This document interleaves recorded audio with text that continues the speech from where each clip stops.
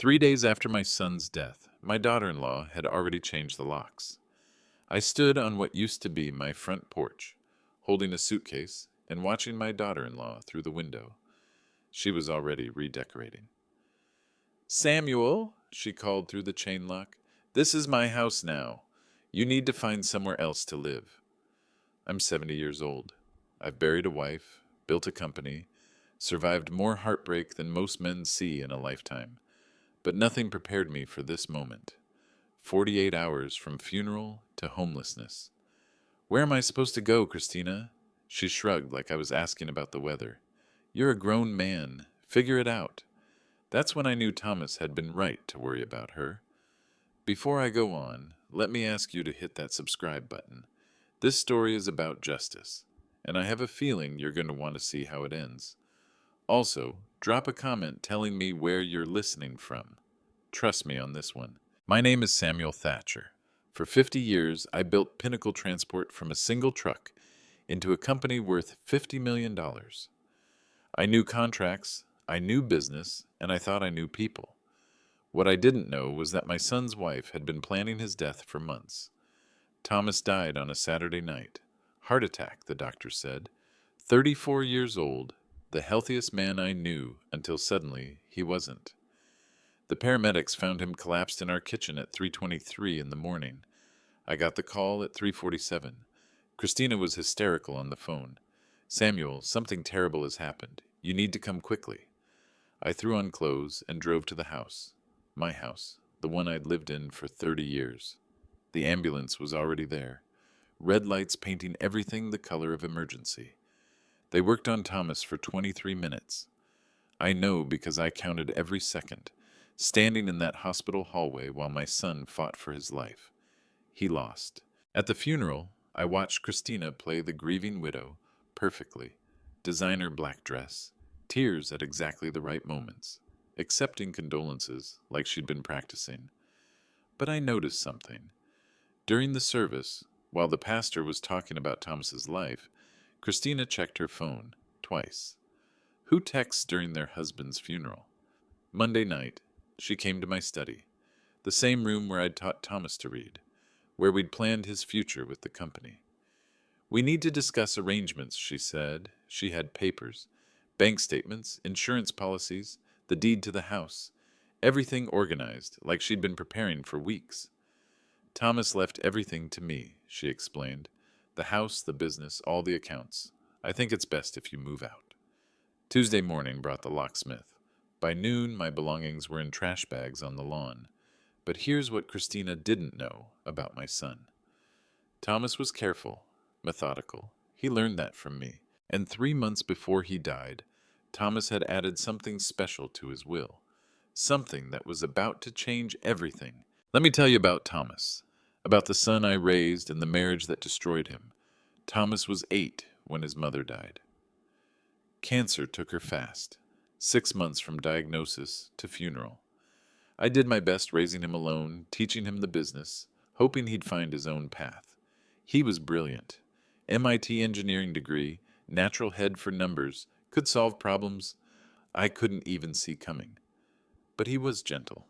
Too gentle for this world, maybe. When Thomas met Christina 5 years ago, I wanted to be happy for him. She was beautiful, charming when she wanted to be. Instagram influencer back then, making money from makeup tutorials and lifestyle posts. 26 years old with 100,000 followers, and a smile that could sell ice to penguins. The red flags started early. First, she moved into our house within a month. Not her apartment, our house. "It's just temporary," Thomas explained. "She's between leases." Temporary lasted 6 months. Second, she quit her influencer career right after they got engaged. "I want to focus on family," she told me over dinner. But what she really focused on was spending Thomas's money. Designer bags, expensive dinners, shopping trips to New York that cost more than most people's rent. Thomas didn't mind. He loved spoiling her. "Dad, she makes me happy," he'd say whenever I brought up the bills. "Money's just money." I bit my tongue. Money's never just money. It's freedom, security, options. But Thomas was in love, and love makes smart men stupid. The wedding cost $60,000. Christina insisted on the Riverside Country Club, the same venue where senators and CEOs held their galas. 200 guests, most of them her friends and family. Thomas wanted something small, but Christina had always dreamed of a fairy tale wedding. I paid for it. Every flower, every catered shrimp, every bottle of champagne. Thomas offered to split the cost, but I could see his bank statements. Christina's lifestyle had already drained most of his savings. After the honeymoon, 3 weeks in Europe, another 20 grand, they settled into married life. Or rather, Christina settled into spending Thomas's money while he worked 14-hour days trying to keep up. She redecorated the entire house, threw out furniture my wife had chosen, paintings we'd collected over 30 years. "It needs a woman's touch," she said, replacing everything with modern pieces that looked like they belonged in a hotel lobby. Thomas started looking tired, really tired. Dark circles under his eyes, losing weight despite eating more. "Just stress," he'd say when I asked, "and big projects at work." But I knew stress. I'd lived with it for 50 years. This was something else. Christina stopped working entirely. Not that she'd ever really worked. Posting selfies isn't exactly labor, but she abandoned even that pretense. Instead, she joined the gym, hired a personal trainer, started taking business courses that seemed to involve a lot of evening meetings. The fights started around year 2. I could hear them through the walls when I visited. Thomas asking about expenses, Christina accusing him of being controlling. She had a gift for making her spending seem like his fault. "You want me to be happy, don't you?" became her standard response to any financial question. Thomas always backed down. He tried talking to me once, obliquely. We were in my study, reviewing quarterly reports for Pinnacle Transport. Thomas was set to take over as CEO within 5 years, part of my retirement plan. "Dad," he said, staring at the numbers, "how do you know when someone really loves you?" I looked up from the contracts. "What do you mean?" "I mean, but how do you know they're not just using you?" I set down my pen. "Thomas, is everything okay at home?" He was quiet for a long moment. Then he smiled, that fake smile he'd been wearing more and more. "Yeah, Dad, everything's fine. Just philosophical questions, you know." But I knew, and I should have pushed harder. The last 6 months were the worst. Thomas looked exhausted constantly. He started forgetting things, appointments, deadlines, conversations we'd had the day before. Christina blamed his workload, suggested he see a doctor. He did see a doctor. Dr. Matthews ran every test imaginable. Blood work, stress tests, sleep studies. Everything came back normal. "You're physically fine," Dr. Matthews told him. "Maybe consider counseling for the stress." Thomas never went to counseling. Christina said it would be embarrassing if word got out. Bad for his business reputation. Instead, she started buying him supplements, vitamins, energy boosters, natural remedies she'd researched online. "You need to take better care of yourself," she'd say, handing him pills with his morning coffee. Thomas got worse. 3 months before he died, he came to my office with a strange request. He wanted to update his will, add some provisions for tax purposes. "Nothing major," he said, "just some technical language his lawyer recommended." I thought it was smart planning. Thomas was always thinking ahead.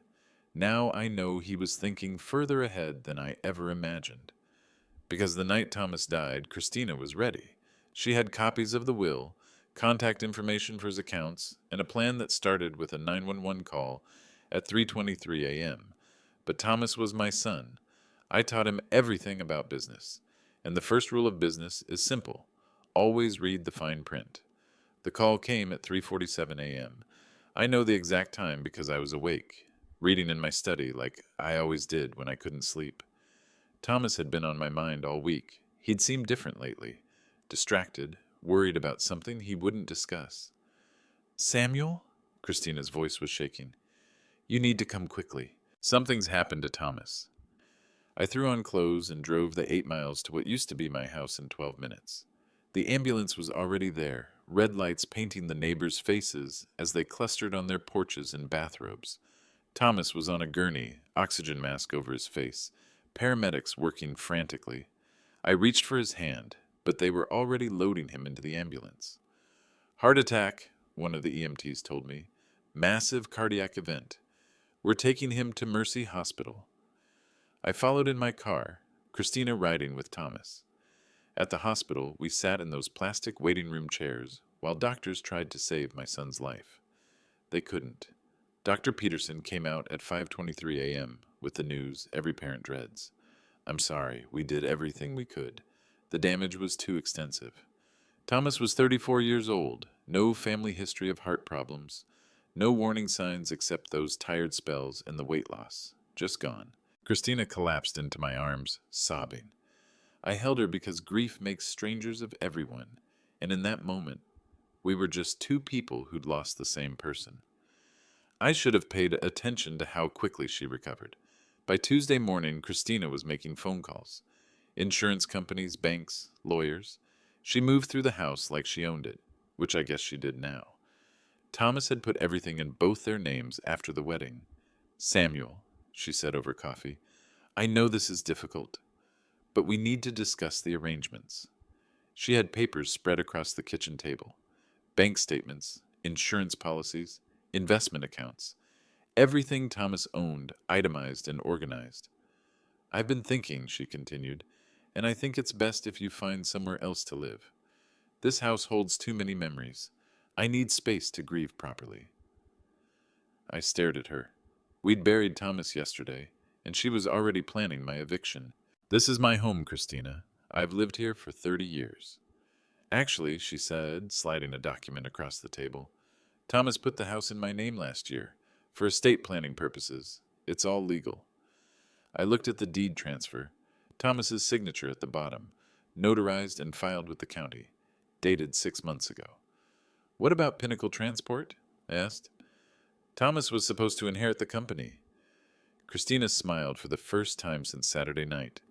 Actually, he already did. Thomas became majority owner 3 months ago, remember? And now that ownership passes to me as his spouse. My blood went cold. The succession plan.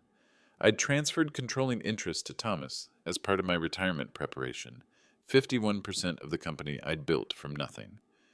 You don't know anything about running a business, I said. I'll learn. Or maybe I'll sell. I've had some interesting offers. That's when I knew. This wasn't grief or confusion. This was a plan. Christina had orchestrated this entire conversation. I'll need you out by Friday, she said, gathering her papers. The locksmith comes Monday morning. I spent Tuesday night packing 40 years of my life into suitcases. Photos of my wife, Thomas, as a baby, business awards, personal documents, everything that mattered, crammed into luggage. Wednesday, I checked into the Hampton Inn downtown, room 318 overlooking the parking lot where I'd taught Thomas to drive 18 years ago. Thursday, I called my lawyer. Benjamin Hayes had been handling my legal affairs for 20 years. He knew every contract, every business deal, every piece of paper with my signature on it. If anyone could find a way out of this nightmare, it was Ben. Samuel, he said when I explained the situation, I'm sorry for your loss. Thomas was a good kid. Ben, she's taking everything, the house, the company, all of it. There has to be something we can do. He was quiet for a moment. Let me review Thomas's will. Sometimes these things aren't as straightforward as they seem. Friday afternoon, Christina called to make sure I'd cleared out completely. I had. Every photo, every book, every reminder of my existence in that house was gone. Saturday, I sat in my hotel room and waited for Ben to call back. Sunday morning, my phone rang. Samuel. Ben's voice was strange, excited. You need to come to my office, now.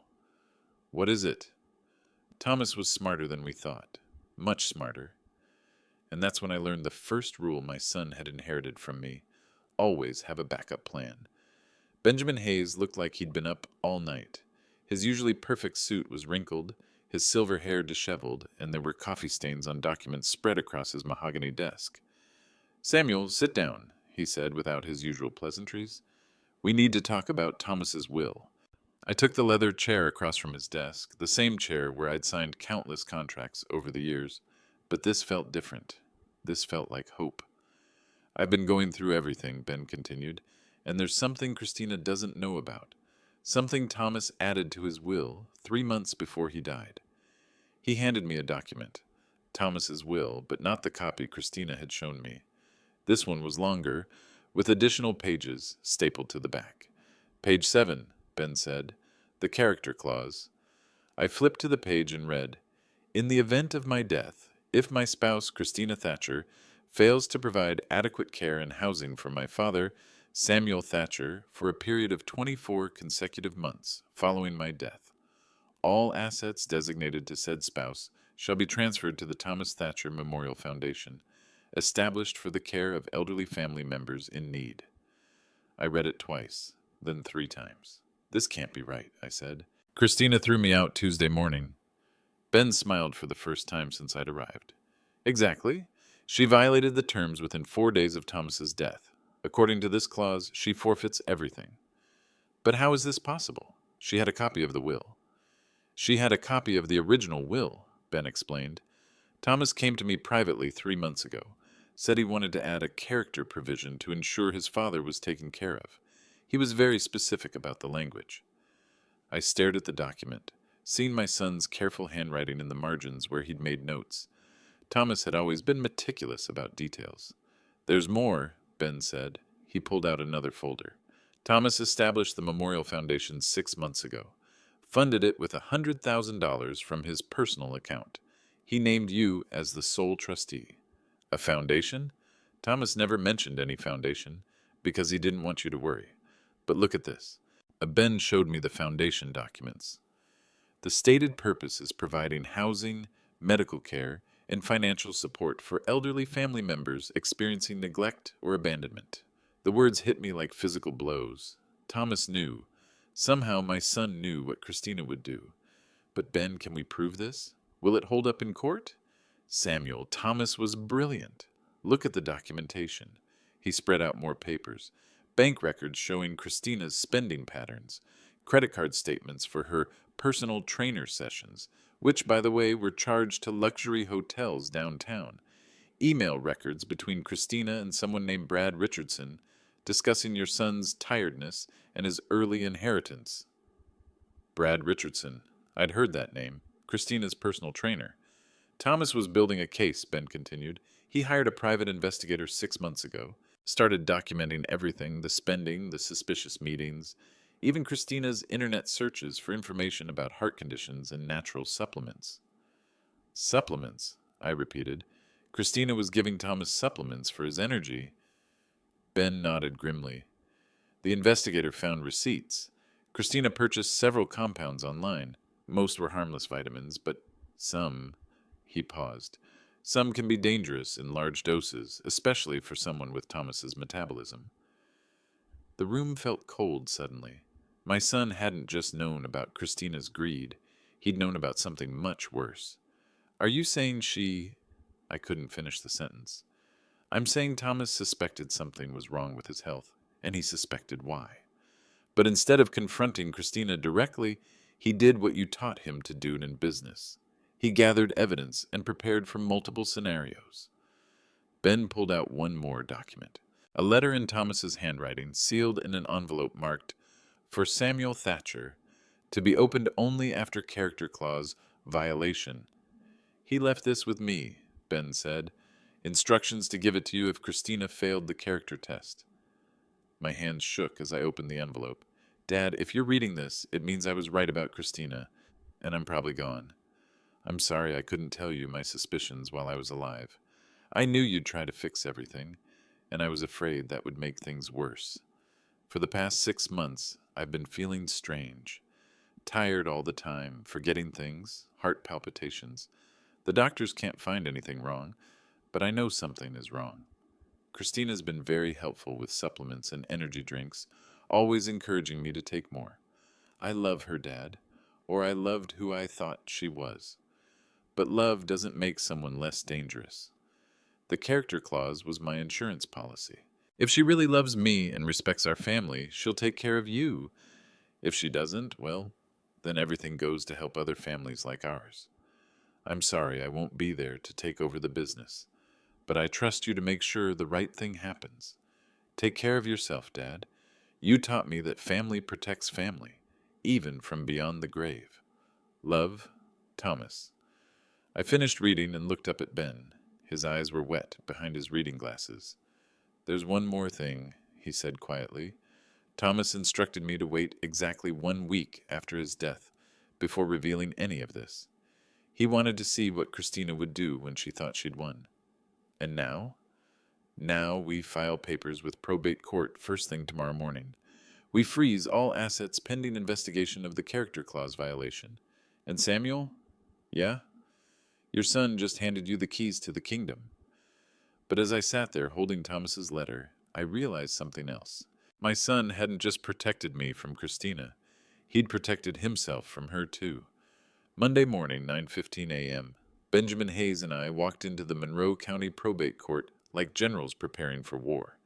Judge Patricia Williams had been on the bench for 15 years. She'd seen every kind of family dispute, every creative interpretation of inheritance law, every attempt to circumvent a dead person's wishes, but she'd never seen anything quite like what Thomas had constructed. Your Honor, Ben addressed the court, we're filing an emergency motion to freeze the estate of Thomas Michael Thatcher, deceased, pending investigation of character clause violations by the primary beneficiary. Christina sat across the courtroom with her lawyer, a young attorney named Derek Morrison, who specialized in quick probate cases. She looked perfect, as always, black suit, minimal makeup, playing the grieving widow role. But I could see the tension in her shoulders when Ben started reading from the character clause. The deceased explicitly required that his spouse provide adequate care and housing for his father for 24 months following his death, Ben explained to Judge Williams. The spouse violated this provision within 4 days, evicting the elderly father from his family home. Morrison stood up. Your Honor, my client is grieving. She made an understandable decision to request privacy during this difficult time.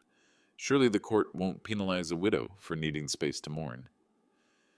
Judge Williams looked at the documents. Mr. Hayes, what constitutes adequate care according to the will?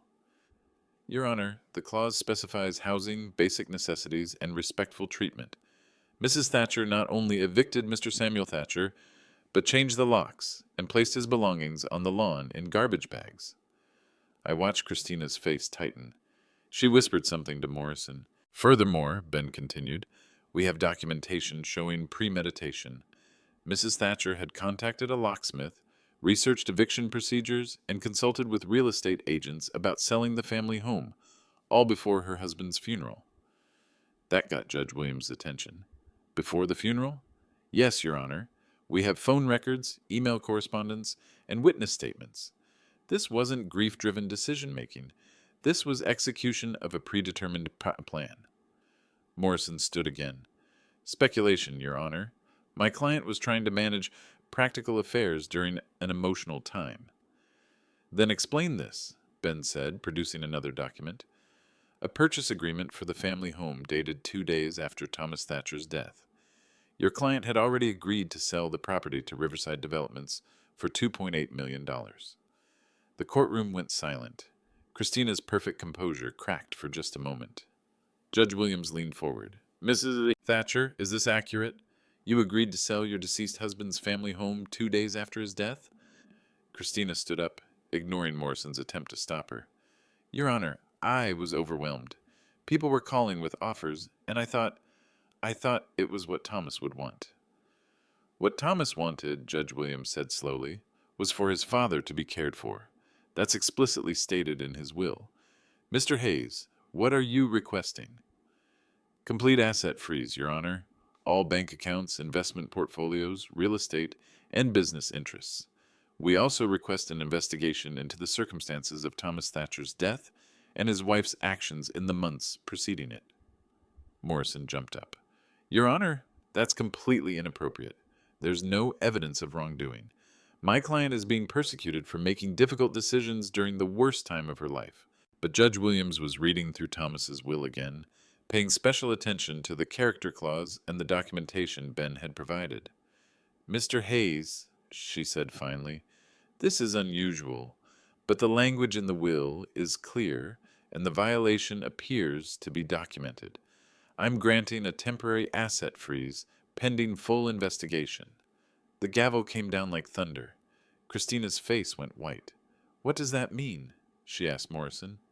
"It means," Judge Williams said, "that you cannot access any joint accounts, cannot sell any property, and cannot make any major financial decisions regarding your husband's estate until this court determines whether you fulfilled the requirements of his will." "But I need access to money," Christina said, her voice rising. "How am I supposed to live?" "You should have considered that before evicting your father-in-law," Judge Williams replied coldly. "Court services will provide you with information about emergency assistance programs." As we left the courthouse, I could hear Christina arguing with Morrison in the hallway behind us. Her perfect widow act was dissolving into something uglier.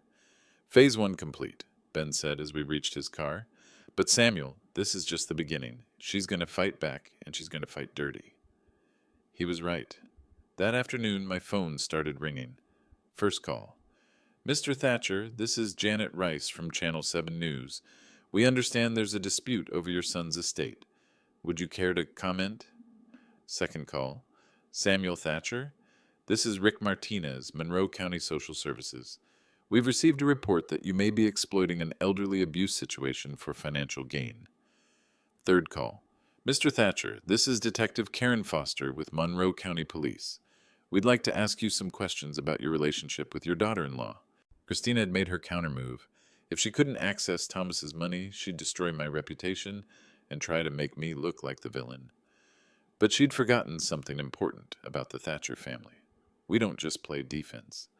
That evening, I sat in my hotel room and called someone I hadn't spoken to in 20 years. Dr. Patricia Collins, my college roommate's sister, now the chief medical examiner for Monroe County. "Patty," I said when she answered, "it's Samuel Thatcher. I need a favor." "Samuel? My God, I heard about Thomas. I'm so sorry. Patty, I need you to look at something. Unofficially for now. Thomas's medical records from the past 6 months. Something's not right." There was a long pause. "Samuel, are you sure you want to go down this road?" "I'm sure." "Okay. But if I find what I think you're looking for, this becomes an official investigation. Are you prepared for that?" I looked at Thomas's letter on the hotel desk beside me. "Patty," I said, "my son prepared me for everything."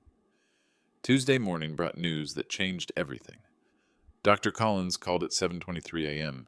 "Samuel, you need to sit down." "What did you find?" "I found enough to request an exhumation order." The second hearing was scheduled for Thursday morning. Word had gotten out about the estate dispute, and the courtroom was packed with reporters, curious neighbors, and what looked like half of Christina's Instagram followers. She arrived 20 minutes late, making an entrance in designer black, with photographers trailing behind her. The grieving widow performance had evolved into something more calculated, a woman fighting for her rights against a vindictive old man. Judge Williams was not impressed by the circus. "This is a courtroom, not a social media event," she announced. "I want all recording devices put away, and if I see anyone taking photographs, they'll be held in contempt." The crowd settled down. Christina took her seat next to Morrison, who looked like he'd rather be anywhere else. "Mr. Hayes," Judge Williams said, "I've reviewed your additional filings. You're now alleging that Mrs. Thatcher may have contributed to her husband's death." "Your Honor, we're requesting a full investigation. The medical examiner has found irregularities in the deceased's blood work that warrant further examination." Morrison stood up immediately. "Objection, Your Honor. Mr. Hayes is fishing for conspiracy theories to support his client's financial grab. This is character assassination of the worst kind." "Your Honor," Ben replied calmly, "we have documented evidence of suspicious substances purchased by Mrs. Thatcher, administered to her husband without his knowledge, and a pattern of behavior consistent with deliberate harm." Judge Williams looked at Christina. "Mrs. Thatcher, I'm going to ask you directly. Did you give your husband any supplements, medications, or other substances in the months before his death?" Christina's perfectly applied makeup couldn't hide the flush spreading across her neck. "Your Honor, I was trying to help him. Thomas was always tired, always stressed. I researched natural remedies online. What kind of remedies? Vitamins, energy boosters, things to help him sleep better. Nothing dangerous. I would never hurt Thomas. Ben opened his briefcase. Your Honor, I'd like to enter into evidence Mrs. Thatcher's purchase history from 3 different online supplement companies. He handed copies to the judge and Morrison. I watched Christina's face as she realized what Ben was holding. These receipts show purchases of concentrated caffeine powder, synthetic stimulants, and several compounds that, when combined, can cause cardiac arrhythmia in susceptible individuals. Morrison was scanning the documents frantically. Your Honor, these are legal supplements. Nothing here is illegal or requires a prescription. That's correct, Ben agreed. Individually, these compounds are harmless. But Mrs. Thatcher also purchased books on pharmacology, researched drug interactions, and according to her internet history, spent considerable time on forums discussing undetectable methods of cardiac stress. The courtroom erupted in whispers. Judge Williams banged her gavel.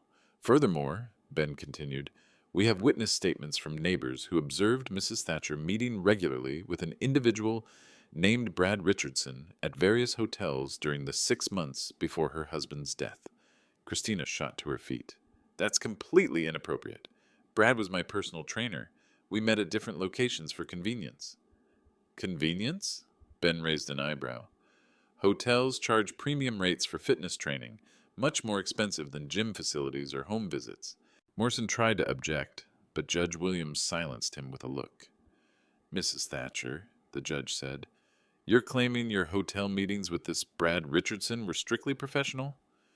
Yes, Your Honor, absolutely. Ben smiled. Your Honor, I'd like to call Mr. Richardson as a witness. The courtroom doors opened, and a man I recognized from Christina's social media walked in. Tall, muscular, wearing an expensive suit that didn't quite fit his personality. He looked nervous as he approached the witness stand. Morrison whispered urgently in Christina's ear. Her face had gone completely white. Mr. Richardson, Ben began after the witness was sworn in, how long have you known Mrs. Thatcher? About 8 months, Brad answered, avoiding eye contact with Christina. And what is the nature of your relationship? Brad shifted uncomfortably. Well, initially it was professional. Personal training, you know, but it became personal. The courtroom was dead silent. When you say personal, what do you mean? We were in a relationship. We are in a relationship. Morrison was frantically taking notes, probably calculating how much damage control this would require. Mr. Richardson, Ben continued, were you aware that Mrs. Thatcher was married during the time of your relationship? Yes, but she said Thomas didn't understand her, that he was holding her back. She said she was planning to leave him. Did she ever discuss Thomas's health with you? Brad glanced at Christina, who was staring at him with undisguised fury. She mentioned that he was getting sick a lot, that he was weak. She said it would be better for everyone if... He stopped talking. If what, Mr. Richardson? If nature took its course. The words hung in the air like poison gas. Judge Williams leaned forward. Mr. Richardson, did Mrs. Thatcher ever ask you to help her with anything related to her husband's health? She asked me about supplements, what kinds of things could help someone or hurt someone. I told her I didn't know much about that stuff. But you continued meeting with her at hotels? Brad nodded miserably. We were planning to leave town together after Thomas was gone. She said there would be enough money for both of us to start over. Christina exploded. He's lying, Your Honor, he's lying. I never said any of those things. But the damage was done. Judge Williams had heard enough. Mrs. Thatcher, I'm ordering a complete forensic investigation of your husband's death. The asset freeze remains in effect, and I'm adding a travel restriction. You are not to leave Monroe County without permission from this court. Your Honor, Morrison stood up, my client has committed no crime. These are just allegations. And your client violated her husband's character clause within days of his death, conducted an extramarital affair while he was alive, and now stands accused of possibly contributing to his death. The travel restriction stands. As the court adjourned, I watched Christina storm out of the courtroom, Brad Richardson trailing behind her like a lost puppy. Reporters surrounded them, shouting questions about the affair and the suspicious death. But I wasn't watching the circus outside. I was thinking about Thomas's letter, and the last line I hadn't shared with anyone yet. The line that said, "Dad, if you're reading this, check the safety deposit box at First National, box 247. The key is taped under your desk drawer." Phase 2 was about to begin. Friday morning started with a phone call that made my blood run cold. "Samuel," Dr. Patricia Collins sounded exhausted. "We have a problem. A big problem." I was sitting in my hotel room, drinking coffee and reading Thomas's letter for the 100th time. "What kind of problem, Patty?" "Someone broke into the medical examiner's office last night. They knew exactly what they were looking for." "Thomas's blood samples?" "Gone. All of them. And Samuel, this wasn't a random break-in. They had keys, knew the alarm code, and went straight to the storage unit where we keep samples pending investigation." I set down my coffee cup. My hand was shaking. "Inside job?" "Has to be. Only 3 people have access to that area after hours. Me, my assistant, and the night security guard." "What about backups? Other samples?" "That's the thing. They also accessed our computer system and deleted all digital records of Thomas's toxicology results." "And Samuel?" "They were thorough. They even took the preliminary notes I'd handwritten during my review." I felt the walls closing in. Christina was more resourceful than I'd given her credit for. "Patty, what does this mean for the investigation?" "Without the blood samples, I can't prove anything. The original autopsy ruled natural causes. Heart attack. Unless we exhume Thomas and hope there are still traces in his tissue, we've got nothing." "Can we get an exhumation order?" "Maybe. But even if we do, it's been 2 weeks since burial. Most substances would be undetectable by now." I hung up and stared out the hotel window at the parking lot where I'd taught Thomas to drive. Christina wasn't just fighting back. She was systematically destroying every piece of evidence that could connect her to Thomas's death. My phone rang again.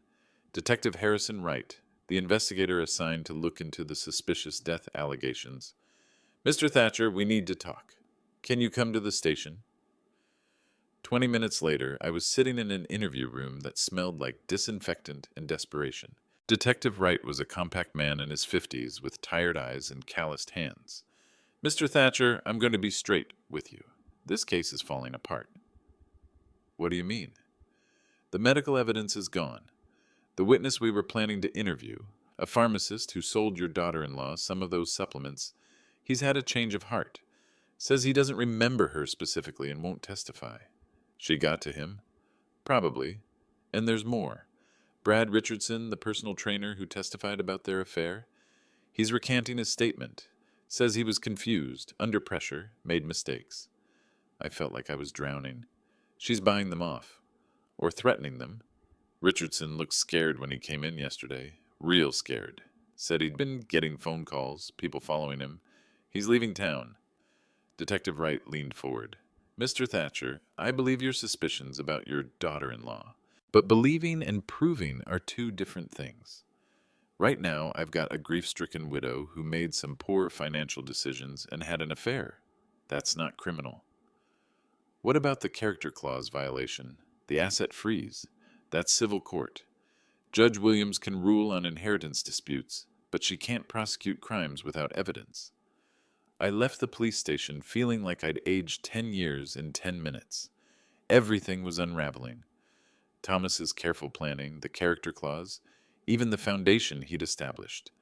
None of it would matter if Christina could eliminate every witness and destroy every piece of evidence. That afternoon brought worse news. Benjamin Hayes called with an update on the probate case. "Samuel, Morrison's filed a motion claiming the character clause is unconstitutional. He's arguing that no one can be required to care for a relative as a condition of inheritance." "Can he do that?" "It's never been tested in this county.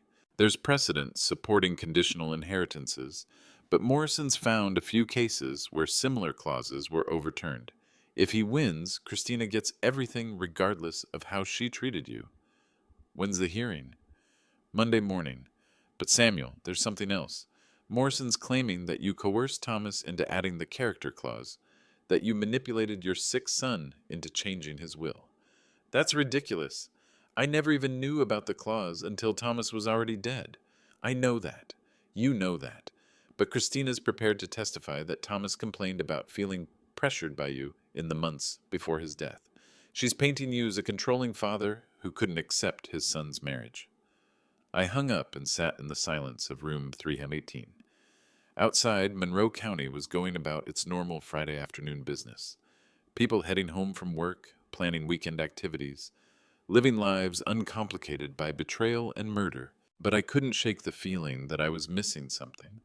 Thomas had been too smart, too careful to leave everything vulnerable to evidence destruction and witness intimidation. That's when I remembered the safety deposit box. First National Bank was closing when I arrived at 4:55 p.m. I explained the situation to the manager, showed him my identification and Thomas's death certificate. The key from under my desk drawer fit perfectly. Box 247 contained 3 items: a sealed envelope marked "For Dad, Final Insurance," a small digital recording device, a USB drive labeled "Backup Evidence."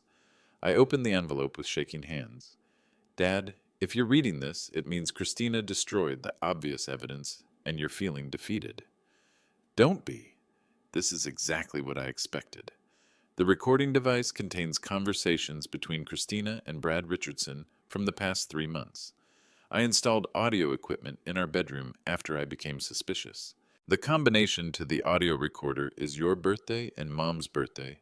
Everything you need to destroy her is on that device. Trust the plan, Dad. I learned from the best. Love, Thomas. I stood in that bank vault holding my dead son's final gift to me. Thomas hadn't just protected me from Christina. He'd used himself as bait to catch her. Monday morning, I walked into Benjamin Hayes' office carrying a briefcase that contained the most dangerous recordings in Monroe County history. Samuel, Ben said, looking up from his desk, I have to tell you, Morrison's motion's solid. We might lose the character clause argument. I set the briefcase on his desk. Ben, we're not going to lose anything. What do you mean? Thomas recorded everything. Every conversation, every plan, every detail of what Christina did to him. Ben's eyes widened as I opened the case and showed him the digital recorder and USB drive. This is incredible. But Samuel, recordings made without consent aren't always admissible in court. They are when they're made in your own home by the homeowner. Thomas checked the law carefully. One-party consent state, his name on the deed, completely legal. We spent the next 2 hours listening to recordings that made me sick to my stomach. Christina's voice, planning my son's murder with the casual tone of someone discussing weekend plans. The timing has to be perfect, she said in one recording. Friday night, when Samuel's at his poker game, Thomas will be alone, and I'll make sure he takes enough of the supplements to trigger the cardiac episode. In another, Brad, once Thomas is gone, we'll have everything. The house, the business, all of it. Samuel won't be a problem. I'll have him out within days. And the most damning, I've been increasing the dosage gradually. His heart is already weakened. One final dose should do it. Ben, I said when the recording's finished, we need to be smart about this. If we just hand these over to the police, Christina will claim they're fake or edited. What do you suggest?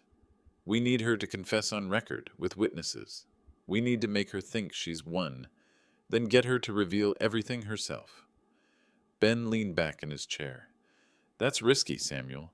If she realizes it's a trap, she won't. Christina's weakness is her ego.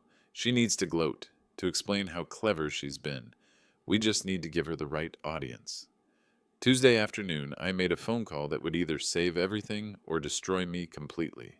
Christina, I said when she answered, we need to talk. Samuel, what could we possibly have to discuss? I want to make a deal. There was a long pause. What kind of deal? I'm tired, Christina. This legal battle is exhausting, and I'm not getting any younger. I want to work something out. I'm listening. Meet me tomorrow at the Riverside Cafe, 2:30 in the afternoon. Come alone.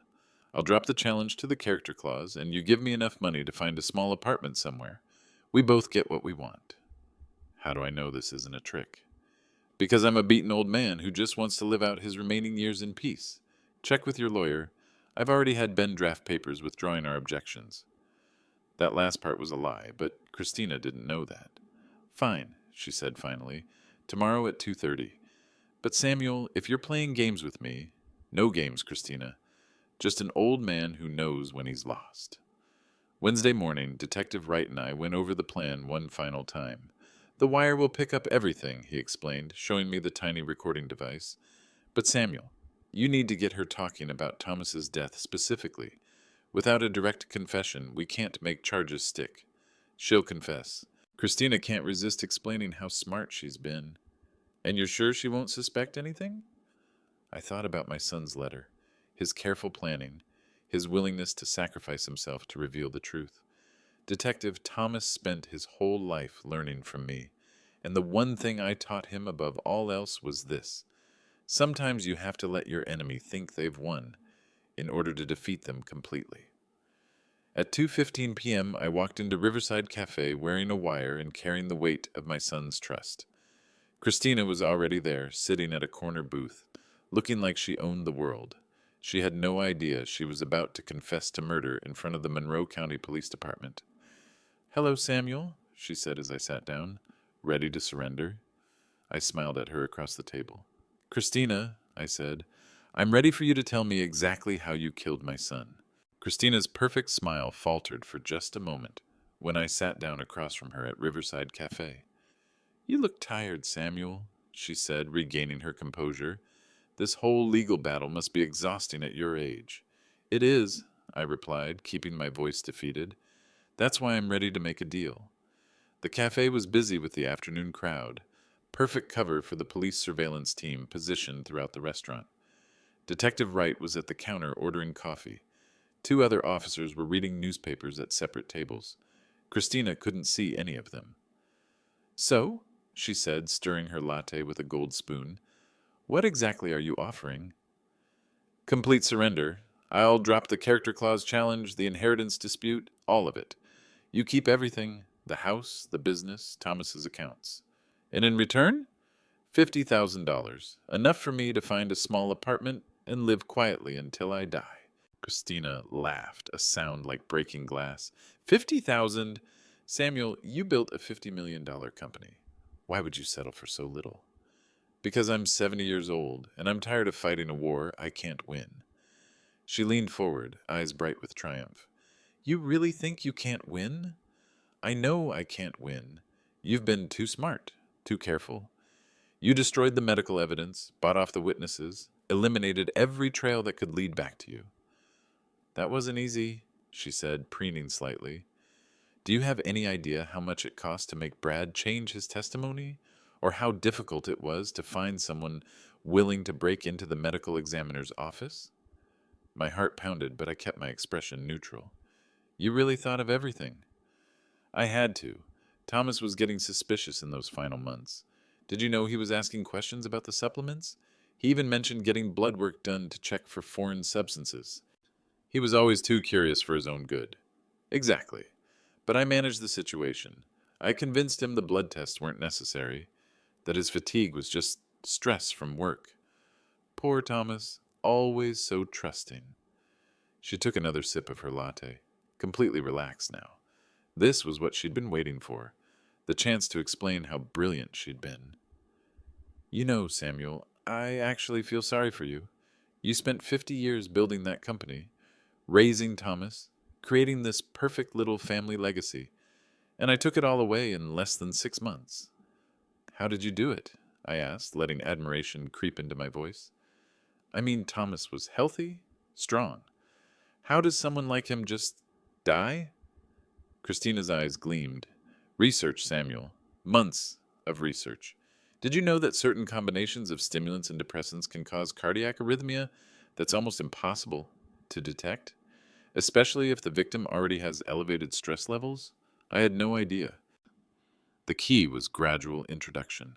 Start with harmless energy supplements, then slowly add components that interact with each other. Thomas never suspected because each individual supplement was perfectly legal and appeared beneficial. But how did you know it would work? I tested the combinations on lab rats first. Brad has connections in the pharmaceutical research community. It wasn't hard to get access to a private lab after hours. We documented exactly which combinations produced cardiac failure and in what time frames. The wire pressed against my chest felt warm, recording every word. That's that's incredibly sophisticated planning. It had to be. Thomas was smart and you're smart. I needed a method that would look completely natural while still being controllable. Controllable? The timing, Samuel. I needed Thomas to die at exactly the right moment, after he'd transferred the business assets to himself, but before he could change his will again or figure out what I was doing. He was going to change his will again? Christina nodded enthusiastically. He mentioned it twice in the weeks before he died. Something about wanting to add provisions for your care. If I'd waited any longer, he might have modified that character clause or added other complications. So you moved up your timeline. Friday night was perfect. You were at poker. I was supposedly at book club. We both had alibis.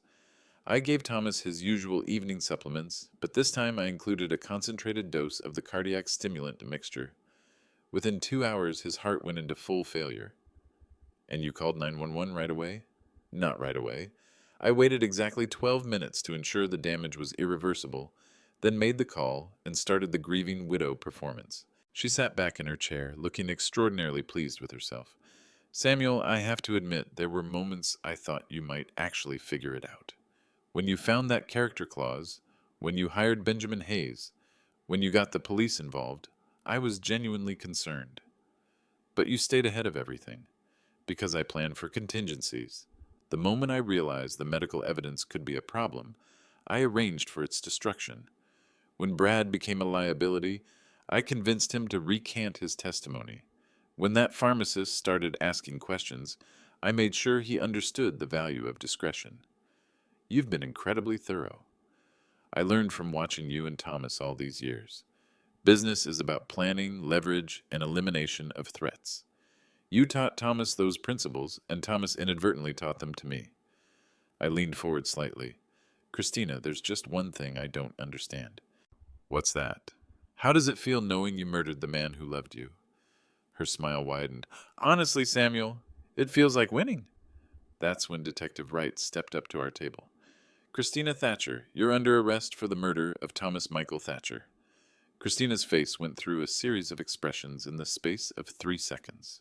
Confusion, realization, fury, and finally, desperate calculation.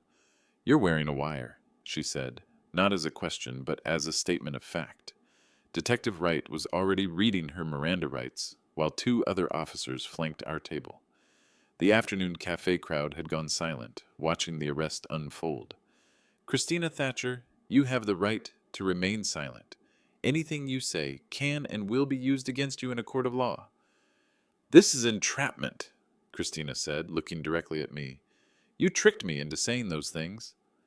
Actually, I replied, I just let you talk. You seemed eager to explain how clever you'd been. She was handcuffed now, but still talking. None of this will stick. It's just conversation, speculation. You can't prove I actually did anything. Detective Wright smiled grimly. Ma'am, we have your complete confession recorded, including specific details about methods, timing, and motive. Plus, we found the private lab you mentioned. Turns out your boyfriend Brad kept detailed records of your experiments. Brad wouldn't... Christina stopped herself, realizing she was still confessing. Mr. Richardson was more cooperative once we offered him immunity in exchange for testimony, Wright continued. Amazing what people will admit when they're facing accessory to murder charges. As they led Christina away, she turned back to me one final time. Samuel, you think you've won, but you haven't. Even with me gone, you're still just a lonely old man with no family left. Actually, I said, standing up from the table, there's something else you should know about your husband. She paused in the doorway, held by the officers but listening. Thomas knew what you were planning. He recorded everything. Your phone calls, your conversations with Brad, your research into cardiac stimulants. He documented it all for months before you killed him. Her face went completely white. That's impossible. Thomas trusted me completely. Thomas loved you, but love doesn't make someone stupid. I pulled out the digital recorder Thomas had hidden. Every conversation you had with Brad about killing me is on here. Every plan you made about selling the house and leaving town. Every detail about the supplements and the timing. But he never said anything. He never confronted me. Because Thomas was my son and I taught him well. Sometimes the best way to catch a predator is to let them think they're hunting. Detective Wright nodded to his officers, and they began moving Christina toward the door again. "Wait!" she called back desperately. "Samuel, wait! I was confused. I was grieving. I didn't mean any of it. We can work something out." But I was done listening to Christina's lies. That evening, I sat in Benjamin Hayes's office reviewing the final legal documents. With Christina's confession, the character clause violation was undisputed. The Thomas Thatcher Memorial Foundation would inherit the entire $3.2 million estate. "What will you do now?" Ben asked as we signed the papers. "Thomas's foundation will help families dealing with elder abuse and inheritance fraud. I'll run it for as long as I'm able, then turn it over to someone who shares Thomas's values." "And Christina?" "She'll face murder charges, conspiracy charges, and fraud charges. Detective Wright says she's looking at 25 to life without parole." Ben gathered the documents. "Samuel, I have to ask, how long did you know Thomas was recording everything?" I looked out the window at the city my son and I had called home for so many years. I suspected when I found his letter mentioning the safety deposit box, but I knew for certain when I realized something important about my son. "What's that?" "Thomas didn't just learn how to run a business from me. He learned how to protect the people he loved." "Even from beyond the grave?" I smiled, thinking about Thomas's careful planning, his willingness to sacrifice himself to save me from Christina's evil, especially from beyond the grave. 6 months later, I stood in the lobby of the Thomas Thatcher Memorial Foundation, watching contractors put up the final signage. The building had been Christina's idea, ironically. She'd planned to convert the old Pinnacle Transport headquarters into luxury condos after selling my company. Instead, it became something Thomas would have been proud of. "Mr. Thatcher?" A young woman approached with a clipboard. "I'm Sarah Mitchell from the County Social Services Office. We wanted to thank you personally for the Foundation's work. Just doing what my son would have wanted. In 6 months, you've helped 43 families dealing with elder abuse or inheritance fraud. The Legal Aid Clinic has recovered over $2 million in stolen assets.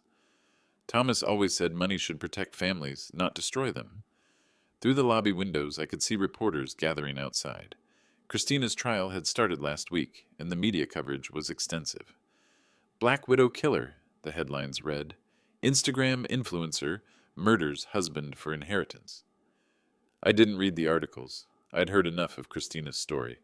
Detective Wright stopped by that afternoon with an update. "Jury selection finished today.